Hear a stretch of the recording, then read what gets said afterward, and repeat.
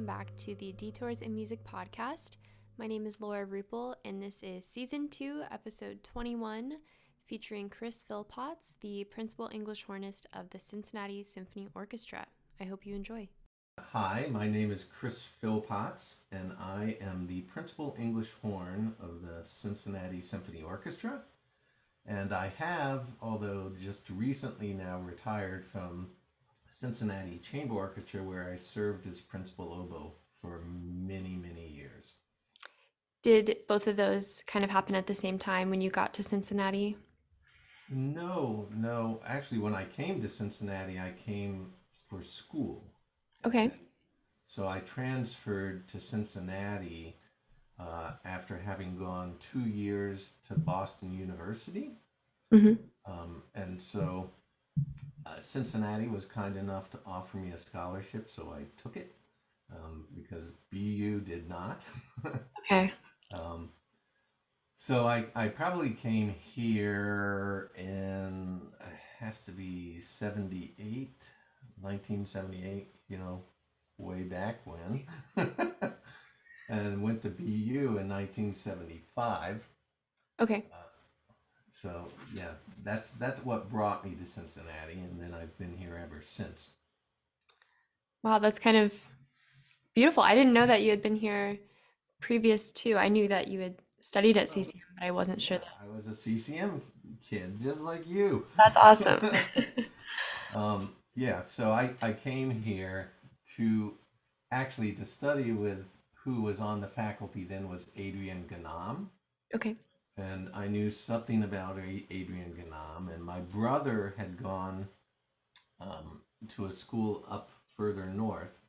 So he said I should consider CCM because they had a beautiful organ.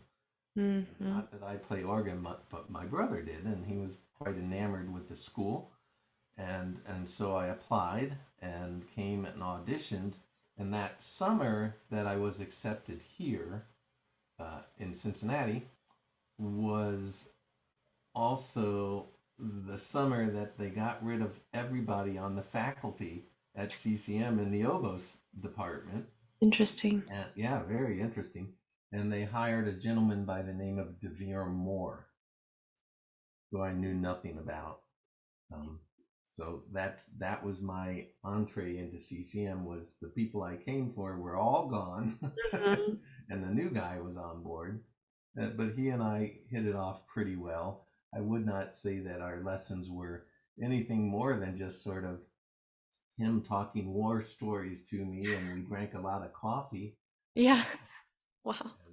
And that was the pursuit of me then trying to find somebody to sort of be my teacher in a way. Right. And that led me to Oberlin to study with Jim Caldwell.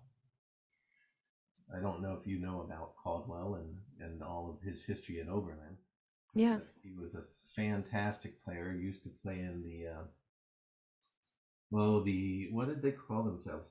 It was like a Philadelphia Chamber Orchestra. And Okay. for many, many, many years, he played that. And if you can locate any of those recordings, they would be well worth your hearing. Yeah, I think I've heard some of his playing before. I'm not sure if it was There's a a Latamba chamber group. recording that's just hands down one of the best. That might have been what I've heard. Yeah. So, anywho, that that was an interesting turnabout because Oberlin faculty at the time were uh, not allowed to teach outside of their student body. Okay. It was a rule that Oberlin had, and Jimmy broke the rule for me. So I would go up. I was a poor. I didn't have a lot of money, so I would go up and take lessons with him and spend really the whole day just Hmm. shooting the you know what, Hmm. and and, uh, and it was probably the best thing ever in my life. So he not only became my great teacher, but he was a mentor and just a really dear friend Yeah. for my whole career. It seems like you're kind of that person for a lot of people. I know people travel to just spend time with you, and do you think that experience with your teacher kind of influenced how you share your knowledge with others? I would say yes, and I also,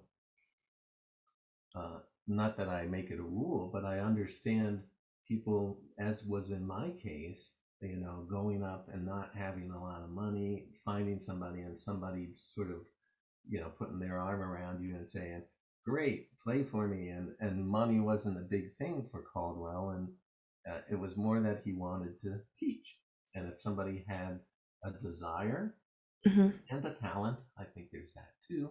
Um, he was willing to endorse that. Obviously, Oberlin has broken that rule now. I think the faculty is allowed to teach outside of school and all that. Hmm. But at that time, he took a chance with me, and that was great. And I think it was a big turning point for me. And yes, I do try and instill that in my life Hmm. towards others. So I Yeah. do get a lot of people coming from all over the place to study with me Yeah. for some reason. Backing up, I would love to hear how you started out in music as a kid or what kind of inspired you to Yeah, start on this. it's a sad, sad story. Stamford, Connecticut is where I was born. Hmm. And in the sixth grade, there was a familial reason for us to move. So we left Stanford and moved to Norfolk, Virginia, sort of mid school year. So really, that was the fifth grade going into sixth grade. And, um, you kind of get lost when stuff like that happens. Yeah. You left all your friend groups and you're sort of now in this new place, and mid-year is even worse because you're Hmm. coming in and everybody's situated. So in the sixth grade, well, that end of the fifth grade year, they held auditions for kids to try instruments, right? And it was something that I wanted to do, so I gave it a try. Hmm. Oboe was not an option, so No, it clarinet never is. clarinet was the thing that I had to embrace at that moment. Hmm. And I remember, I don't know if you ever saw that, but metal instruments. Have you ever seen like metal clarinets? And there were actually metal oboes. Yeah, I was a terrible clarinetist. I loved clarinet and I loved the jazz. My mom had a lot of LPs, and um, one of the people that she had a lot of was this gentleman called Pete Fountain.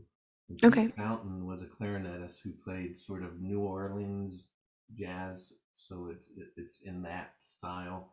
I thought he was just great. Um, However, my clarinet playing was not. So when I got to the seventh grade, which is junior high school, Hmm.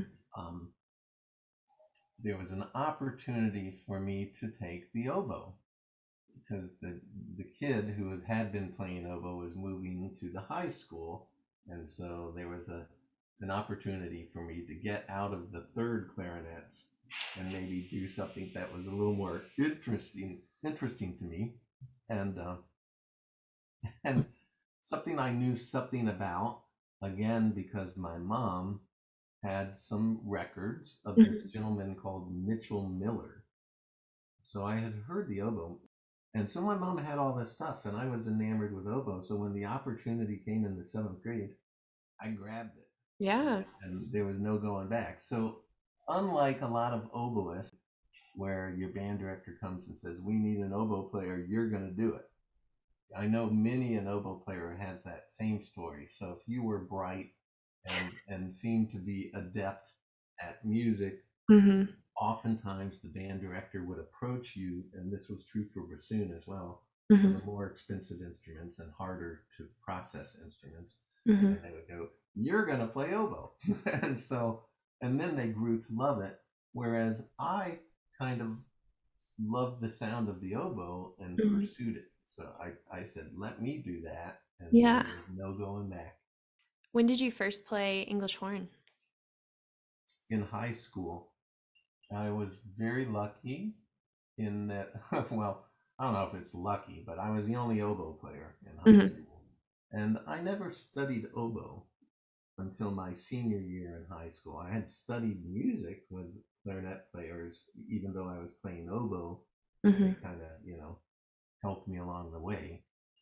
And that gets into a deeper story of, parents and finding things for your kids. And one of the pieces we did was a piece by Vodklav Nellybell, and it had a big English horn solo. So I had to take the school English horn, which was this kind of dilapidated instrument in a very war-torn kind of case, Mm-hmm. and I loved it. I thought it was the best thing ever. And Mm-hmm. I would play along with Mitch Miller doing some of the more popular music on English horn and oboe. I put an LP on and figured out a way to make it, because this was even pre turntables being able to, that you could fine tune them. Mm. This was so I learned a way to slow it down so it would be closer to pitch, so I could play along with this stuff. Interesting. Um, So you attended Boston and then CCM. mhm. And what was something that you struggled with within oboe during your undergraduate? Yeah, yeah, I saw that in your questions there, and so if I was going to impart anything, here's something that I think is every instrumentalist, Mm-hmm. well, every musician really, should take to heart. So my wife is a elementary school teacher. She teaches Montessori education, and she's retiring at the end of this year. So she's had a long stint of teaching, Mm-hmm. and one of the things that's uniquely uh, developmental is reading. Mm-hmm. Kids start to learn to read, and this has nothing to do with intelligence. It just has to do with, this is a harder thing for this kid, but they're going to learn to do it. And Mm-hmm. so it's all kind of fluid.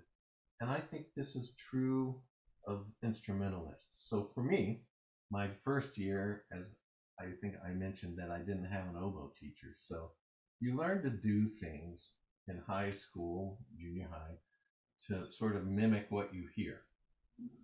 And then you find out that it's completely wrong what you're doing, and you Mm-hmm. need to change it, which is what college does. Your professor says that's wrong.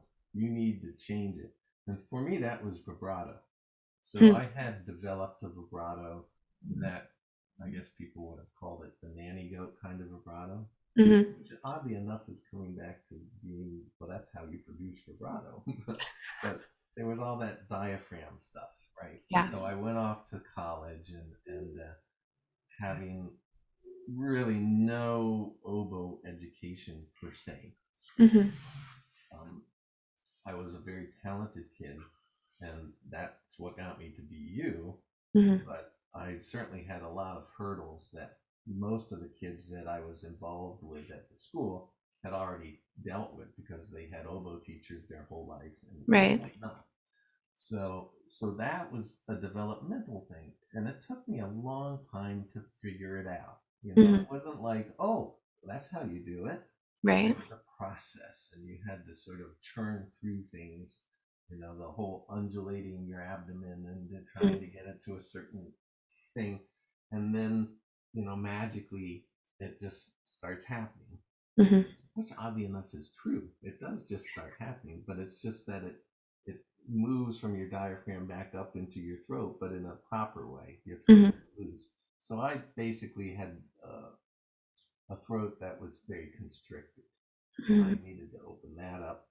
And so it took me a while, but I got there, and I guess that's what I would want people who are in music, who have hurdles like that, Mm-hmm. whether it's a technique or a hand thing. Don't uh, don't put things on yourself that shouldn't be there. You can become your worst enemy in those things. Like, I'm never going to get it. I'm never going to learn. And I would just say persevere. Mm-hmm. So, whereas you might have another person who is doing the same thing and they learn to do it in a week, Yeah. and you're still going through it. It will come. So, perseverance. Do you have advice for people looking for a teacher, either for their child or maybe there's a high schooler listening who doesn't feel like they have access to a teacher? Is there um, a way to go about that you would recommend? Well, I don't know a distinct way to go about it. Hmm. I would say, as I was saying earlier, my mom could have probably, there actually was a symphony orchestra in Norfolk, and Hmm. I knew nothing about it. I knew nothing about schools. The only reason I went to BU was because they used to do the Boston Pops on television. So I knew something about Boston. Hmm. And that's why I applied. And luckily, somebody had come to Norfolk. So it does kind of bypass the student in high school, or really, we're talking junior high school because you'd want to do that earlier. Hmm. Um, so it becomes parental. Hmm. And I think it's parents who see something in their child that um, stimulates them, right? Whether it's music or art or whatever. And then that curiosity can blossom if you have a parent who is willing to observe it and Hmm. help the child get some sort of lessons and tutorials, or teachers who are willing to help them pursue that thing. Right. So I would urge school systems that have that to sort of get parents involved Hmm. somehow. Right. But if there's an orchestra or university nearby, there's probably an oboist somewhere. Absolutely, yeah. And so it's just sort of opening one's eyes to what's in the available area. My my career is a unique one because as I think I mentioned, I was very into popular jazz and all that kind of stuff. Hmm.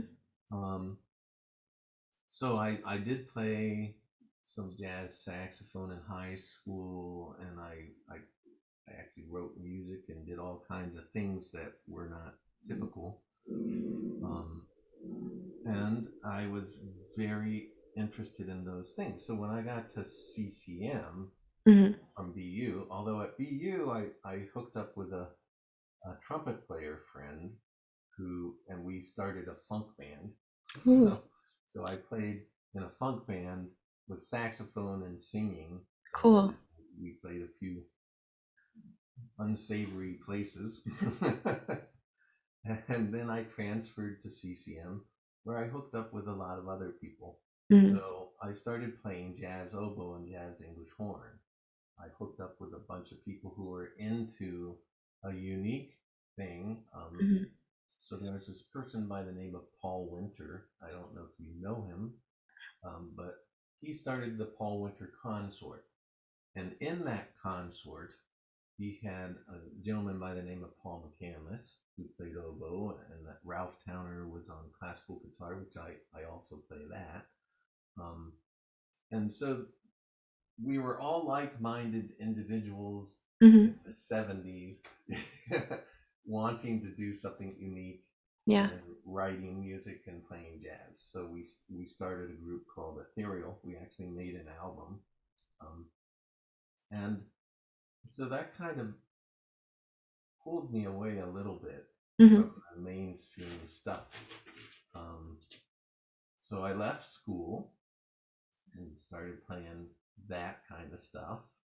And then I came back, and then I left school again because I was first call sub with the symphony, and they needed somebody to be assistant principal oboe. So I got hired for a couple of years as assistant principal oboe. Okay. In this time, I was also moving into freelancing, so I played in the ballet orchestra. I played some in Dayton. So my freelance life I was able to sustain a living. Hmm. Um, I don't know if you could do that now in Cincinnati, but at that time, I was making enough money that it was an actual living Hmm. just playing these things. But I still kept playing jazz Hmm. that whole time. And then, so Ethereal finally broke up, but it was a unique group. We had two flutes, we had oboe and English horn, we had marimbas and percussion, keyboard, bass, drum, singer. It was a large group Yeah. of very like-minded people doing very unique things at that time in the world of jazz. And I kept that going. So another group formed called Ictus, and we have a bunch of things out of that. And then, life is such. So finally went back to school because my wife, who I met, she was a cello player at CCM, and she left music and pursued a psychology degree, and then went into Montessori in a master's program. Okay. That's what she's done. And we were expecting a family at that time of twins. So we didn't know the sex of them. We just knew we were going to have twins. Mm-hmm. And so I sensed this a couple of daughters. And so I thought, well, shoot, I better get my act together. So I went back to school, and the year the girls were born, thinking, the detours in music. I was just a freelancer. There's no real security in that. What do I need to do? Let me finish my degree. So I went back to school thinking I was going to finish my degree, but lo and behold, other things come up. Always. Yeah, always. It is true. And so the opportunity arose to play with the orchestra again, right? So I basically stopped my degree program and pursued that again, playing, because money was a needed commodity. Mm-hmm. I needed to. So anyway, long story short, I never finished my degree. I do not have a bachelor's degree, but a job is a job is a job. So I took the job, Mm-hmm. and then that just transpired into where I am now. So.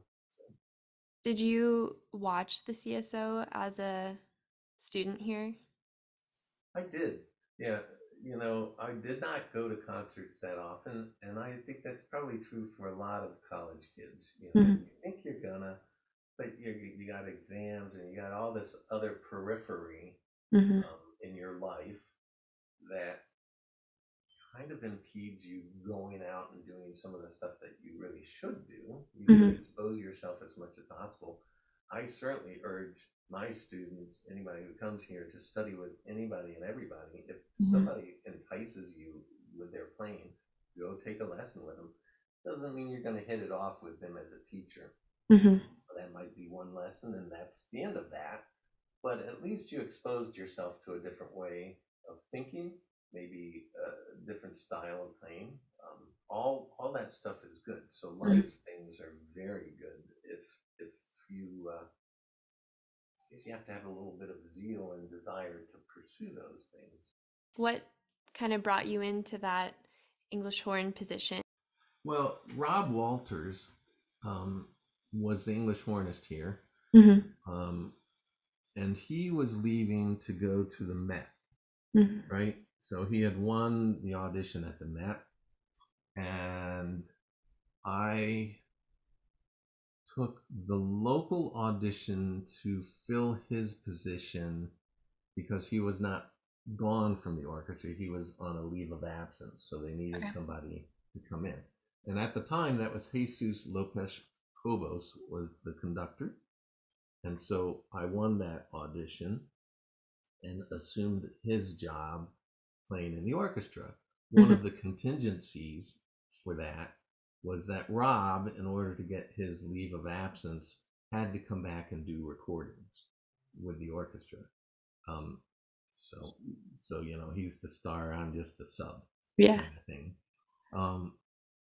And Rob is just a great player, great person. If you can study with him, Laura, go take a lesson with Rob. He's remarkable. So he was gone. He came back because that was Pavo's.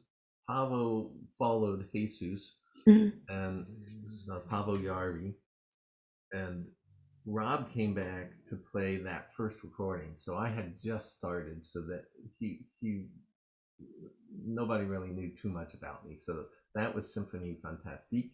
He Mm. came back and did it with Pavo's. That was Pavo's first recording with the orchestra. Rob plays on it. Okay. And then Jesus, so basically from that point on, Rob, that was maybe in October or something. So way, way early in the season. And I went on tour with Jesus and we did Defia, three-cornered hat, took it to Carnegie Hall, took it all over Europe. It was a great tour, for that, really my first tour ever. Wow. And he took us, and it was sort of his swan song because he was leaving. So he treated the orchestra really nicely on tour. Anyway, long story short, so I played so well, like he did not actually ask Rob to come back to play his recording, which was all this Spanish music. So I play that one. So that was kind of a nice feather in your cap. You feel like, well, I did a good enough job that he doesn't care about having Rob come back and play it. He trusts me to do it. And that propelled me into the audition, so basically I played 2 years and then you have to audition for the job that you've been playing for. Right. And it's a big national audition, many applicants, and you're just trying to keep your head above water. And at that time, that was a big thing for me to. I was prepared and I was happy, so I knew what I wanted to accomplish in the audition for the real job, but I was also prepared to not win it. I had actually assumed that I would not win it because that's kind of the normal scenario for people who have been playing. It's not that you're a bad player, mind you. It's just that the grass is greener concept comes into play. Right. So somebody, plays equally as well as you do, but they're uniquely different, and so in some ways enticing. So I was okay with that. I was really prepared that I'm not going to win this. And then I was definitely going to go back to school and finish my class piano stuff and move on in life. Right. Whatever that was going to be. But I was okay with it. It wasn't like I was hanging everything on this audition and I would crumble if it didn't happen, which is, I think, a good thing. People need to be resilient. And to sort of take what comes, enjoy what you've had. So I was very happy to have played all that time in the orchestra and had all those opportunities. If it ended, and such is life, right? So lo and behold, it didn't. So Pavo hired me. So, maybe that was a good thing. Maybe my mind was in such a good place for that audition because I was okay with it, and that relaxed me enough that I just played the best that I could play at that moment. Wow. Well, I'm very glad that that day went the way it did because I love hearing you play every week. So. Well, that's very sweet of you. I try, I'm at the complete other end of this journey. Like I said, my wife is retiring, and we're both looking at transitions again. If you talk about detours, well, this is a big one. Yeah. Right. So I'm not going to leave anytime soon, but it certainly is in the back of my head, as with a lot of my colleagues who are my age.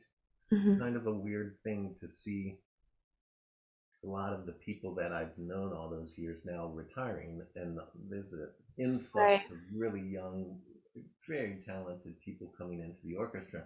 But it's just so weird that in 2 weeks' time you could be the oldest member in the orchestra. Right. Whereas you weren't before, but now you are. And that's life. That is the thing. And but it is of all the things I've done in my life, I think that that's probably going to be the most curious one, and a little more unsettling because you don't know what to expect when you're going into that. And most of the other things in your life you do with purpose. You know what you're shooting for and what to expect. Right. Retirement is a little more amorphous, I guess. Yeah. Yeah, because of course, with playing an instrument, do you, there are just many, and teaching, there are multiple aspects of what to. Absolutely. Yeah, and in our world in the US, Hmm. there is a there is a sort of tendency for some players to hang on way too long. Hmm. Um, Whereas in Europe, there is a tendency for players to leave at a certain age. Like it's considered the right thing to do. Hmm. And so a lot of European players will leave at an earlier age and pursue teaching and chamber music and go be a soloist, and there's much more of a, I think it's a healthier attitude instead of people trying to hang on for their pension and all that kind of stuff. Do you have a favorite performance memory from your time at Cincinnati? I do, um, and it has to do with the thing about music. It's intangible. You can't touch it. You can't really describe why something is what it is. It Hmm. just affects you in a deeply personal way, right? And I've had this with music in general, as probably you have. That's why you're a musician. Hmm. That you've heard stuff and it gives you goosebumps, right? Hmm. And you can't explain why that is. It just does. Um, And so for me, it was earlier in my career, and they're far and few, where you're in a situation. And so this was with Pavo Yardi, and we were doing Petrushka, Ooh. and which is just such a great piece, and Mhm. there's a lot of stuff going on, and amazing writing. But I remember being in that performance and knowing it was like perfect. Mhm. Not me personally, the everything, Right. and not just the orchestra, but the audience. Everybody was engaged, and you could feel that there was like this palpable energy that was there. Mhm. It was exhilarating, and only in my life has that happened. Maybe two or three times, Right. and that's a whole career. So that is just not something that happens too often. But Yeah. when it does, oh my God, live in the moment. What a thing. Yes. And it was really more, nothing's going to go wrong. Mhm. Like there was some other thing encompassing, uh, entertaining that performance in such a way, like a dome of Right. security, that nothing's going to go wrong for the audience, for the orchestra, for the conductor, for the individual players. This is perfect. Mm. Do you have some goals right now in terms of teaching your own practice or the orchestra? Well, I'm an older guy now, so there is a little bit of upkeep for me. There are things that are happening just from age factors. Mhm. That's out of my hands. That's just the way we progress. Right. That I need to attend to, Mhm. because they do pose a certain impact on my musical life. Mhm. So things that I have to do in upkeep that I Mhm. didn't necessarily have to do before. Eyes is one of them. Just clarity to be able to see music. Any Right. conductor, you have to weigh the decision. Is the seeing the music more important than seeing the conductor? So those things come up. Mm. But as far as my what I want to do, I do find that I am looking again, obviously coming to the end of a career. Mhm. What do I want to do in it? And I one of the curiosities and really one of the great things that I am good at is reed making, Mhm. and so I might pursue that a little bit more. Actually making reeds commercially, which is something I only in my life, I only had clients. I never Mhm. made reeds commercially or advertised by my reeds. Um, and that has diminished too. So Mhm. now I'm just making reeds for this guy, me, and Yeah. that's uniquely.